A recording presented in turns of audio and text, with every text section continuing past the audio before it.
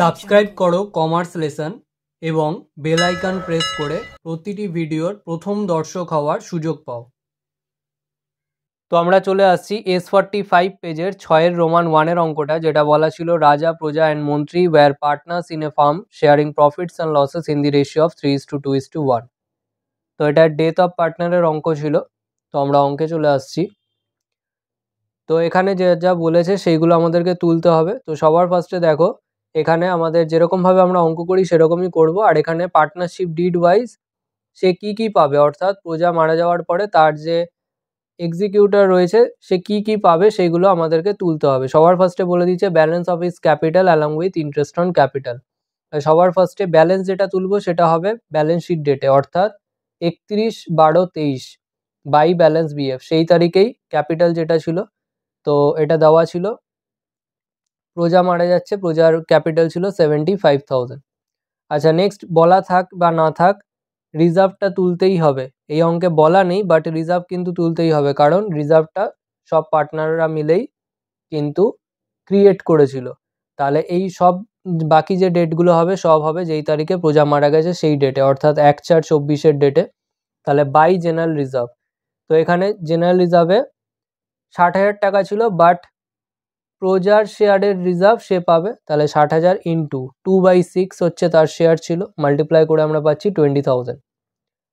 আচ্ছা, নেক্সট দেখতে হয় গুডউইল ট্রিটমেন্ট। তো এখানে গুডউইলের ব্যাপারে বলা আছে share of goodwill value estimated ₹45,000, option সিতে বলা রয়েছে পয়েন্ট সি পয়েন্টে।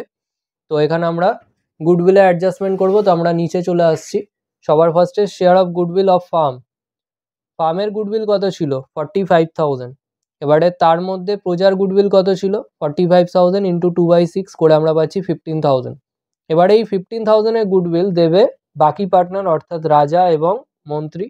তাহলে রাজাস কন্ট্রিবিউশন, মন্ত্রীজ কন্ট্রিবিউশন 15,000 ইন্টু প্রজা চলে যাওয়ার পরে তাদের মধ্যে নতুন রেশিও কিছু বলা নেই, তাহলে প্রজাটা শুধু বাদ দিয়ে দেবো। তাহলে 3:2:1 থেকে মাঝের 2টা বাদ চলে যাচ্ছে, তাহলে 3:1 হবে তাদের মধ্যেকার রেশিও।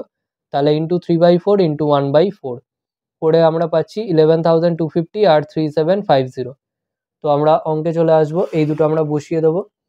তো এখানে রাজা কন্ট্রিবিউট করছে, তো বাই রাজাস ক্যাপিটাল অ্যাকাউন্ট 11,250 আর বাই মন্ত্রীস ক্যাপিটাল অ্যাকাউন্ট বলে 3750।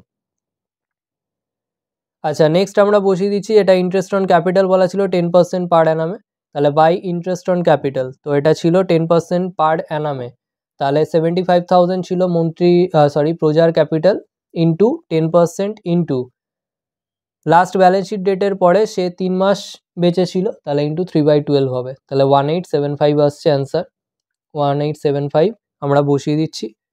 আচ্ছা, নেক্সট দেখতে হবে আর কি বলে দিয়েছিল। বি পয়েন্টে বলে দিয়েছিল সে স্যালারি পাবে, তাহলে বাই স্যালারি 2,000 পার মান্থ করে পাবে, 3 মাস সে বেঁচে ছিল ব্যালেন্স শিট ডেটের পর থেকে, তাহলে ইন্টু 3 করে পাচ্ছি 6,000।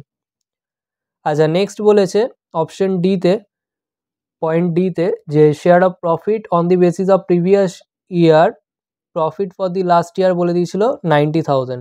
তো লাস্ট বছরের হিসাবে সে প্রফিট পাবে, আর লাস্ট বছরের প্রফিটও বলে দিয়েছিল 90,000। তো আমরা আবার ওয়ার্কিং নোটে চলে আসছি, শেয়ার অফ প্রফিট অফ প্রজা।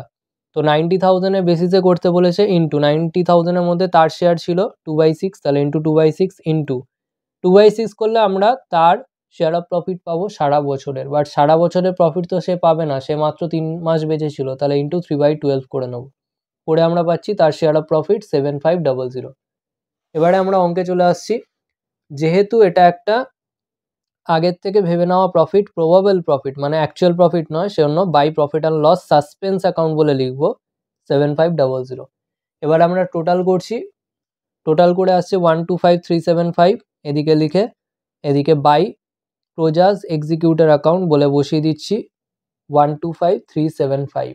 এবারে আমাদের যা অ্যান্সার আসছে সেটার সাথে মিলবে না, কারণ অ্যান্সারে এখানে ভুল দেওয়া আছে, জেনারেল রিজার্ভটা ওরা ট্রান্সফার করেনি। জেনারেল রিজার্ভ বলা থাকুক বা না থাকুক, এটা কিন্তু আমাদের অবশ্যই ট্রান্সফার করতে হবে। আজকের ভিডিও এখানেই শেষ। ভিডিওটা ভালো লাগলে লাইক করো, বন্ধুদের সাথে শেয়ার করো।